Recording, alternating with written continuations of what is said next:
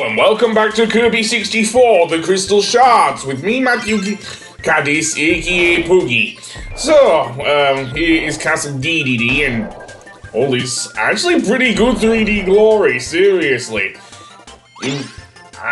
Surprisingly, I might not think this is a Nintendo 64 game in places, but yeah, it's a Nintendo 64 game, although one that was released in 2000, and yes, it is pretty rare.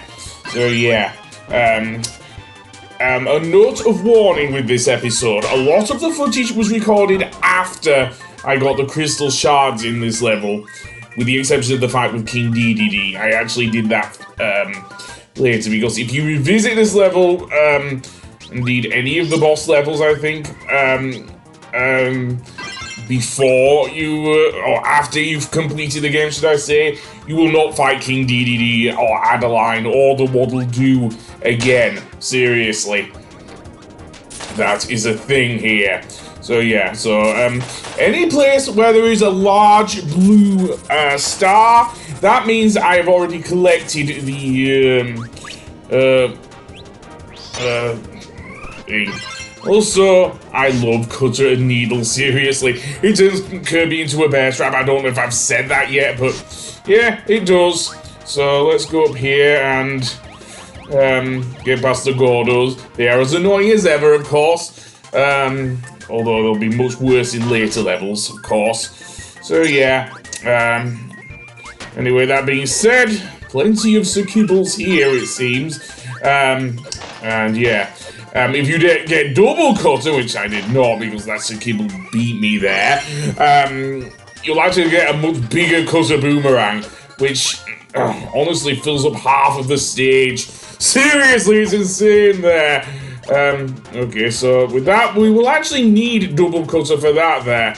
As for what Adeline gives you, it depends on your circumstances. If you have full health, I think she gives you a 1-up. There is another crystal shard actually to be found around to the left there. Easily missable because I did miss it actually. Seriously. The main reason I'm missing crystal shards here is because that's my one of my USB drives that I recorded and stored the thing on, the recording on. Kind of broke, so I had to redo it again. Thankfully, it's nowhere near as bad as in what happened in say 2018, I think it was. No, it was 2020, I think. Yeah, or 2021. Anyway, it is very annoying though.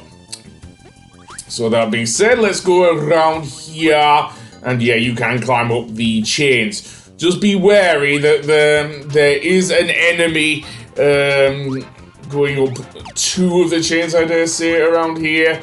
I can't really point it out because, yeah, the one you're supposed to go up is actually the one where light is coming through, so the one around here. I do not actually want to get fire because, for reasons you will see, although having said that, I do actually fight King Dedede with double fire, which honestly makes it piss easy. Seriously. Anyway, what happens with King Dedede? He finds a crystal shard, and of course, being the greedy penguin he is, he draws dark matter towards him, and if you remember the fight, towards the end of Kirby's Dream Land 3, we had to fight Dedede in a similar way to which we have to do now. However, with double Cutter, it is a lot easier, seriously. I'm just damaging Dedede too easily here. Well, almost. Apparently he now also pukes out dark matter, which honestly I don't like. And yes, he does get a second phase where he does the dark Pac-Man shit again. Seriously. Though this fight's a lot easier than, of course, than in, Kirby's Dream Land 3 because of that. But yeah, we'll shoot out the dark things there. So yeah, he's floating in the air. Okay, he's not doing the Pac-Man thing, and then he just kisses the ground, I guess. I'm gonna say Dedede's unconscious, but he's still alive. Yep, he is, thank goodness. He needs a monster to club with that dead Kirby. Well, not in this case, because, believe it or not, King Dedede actually becomes an ally. Yeah, seriously. I'm guessing the Penguin King isn't as completely as self-centered as he would be. Which is something he shares in the Kirby anime, seriously. There was a whole episode with the giant meteor heading toward planet Popstar in Kirby Right Path Catcher. Anyway, that being said, before I go on, it is now time to face the boss, which of course is Whispy Woods. Yes, Whispy Woods, and he... well, let's see here. He is fought in a unique way, and I've never seen any other boss like Whispy Woods in this game. Well, maybe. It gets you used to sort of 3D things. So basically, in order to actually damage Whispy Woods, you have to destroy his younglings first. Seriously, using the apples he spits out. Seriously, that's what you have to do. But other than that, yeah, Kirby can actually run pretty quickly in this game, even when he's inhaled something, which honestly I like. Seriously. More of this, please, HAL Labs. Seriously. If there's anything that does stop them, I think it is if the young twigs actually jump on you? I can't even refer to it as that. But yeah, there we go. And now Whispy Woods gets really pissy. Again, this time he doesn't chase you through the level like he did in Kirby's Dream Land 3, however. Instead, he actually uses his roots to attack you, seriously. When they come out, though, you do not want to go too close to them. Seriously. I wish I actually had double fire. That makes this boss a lot easier. Oh well, I'll do it the old-fashioned way and just spit out the apples he sends out. If you are able to inhale 2 or more apples, then it makes it a lot easier there. Seriously. Such as there. You can take damage, however, if the roots come too close to you. Seriously. But other than that, yeah, pretty good first boss. He's actually quite a challenging boss as well, as far as Whispy Woods goes anyway. Seriously. And actually quite fun as well. Lots of the bosses in this game are quite fun. But, I'll get to that. For now, yeah, here come the roots again. And there we go. Oh, Whispy don't look too good for wear there. Also, because I actually beat this boss, I actually got a Maxim Tomato instead of a Crystal Shard. For every main boss, you do get a Crystal Shard, however. So, the next stage we will go to is Rockstar. And no, it isn't a place where Kirby gets a guitar or anything like that, even though Mike Kirby does feature Kirby as a rocker. No, it is actually a desert world. Much like, apparently it's borrowing some ideas from Super Mario Brothers then. Well, Super Mario Brothers 3 at least, seriously. The second world being a desert world. As for Fire and Needle, it turns Kirby into a literal bow and arrow, firing the arrow directly at the enemy. Which, honestly, I don't mind. It's not my favorite power-up, but it's not the most gimmicky one either. Oh no. And you thought that Freezer Kirby was? Oh no, there are plenty more gimmicky ones, some which really annoying. I'll get to that. There's stone. Do I want stone? Yes, I'll get stone, and then do I want giant Golem Kirby? Okay, maybe not. I might get Golem Kirby soon. Indeed I will! And by the way, I love this piece of music. It is actually just called Rockstar. I know it's thankfully not not a cover of the Nickelback song, thankfully.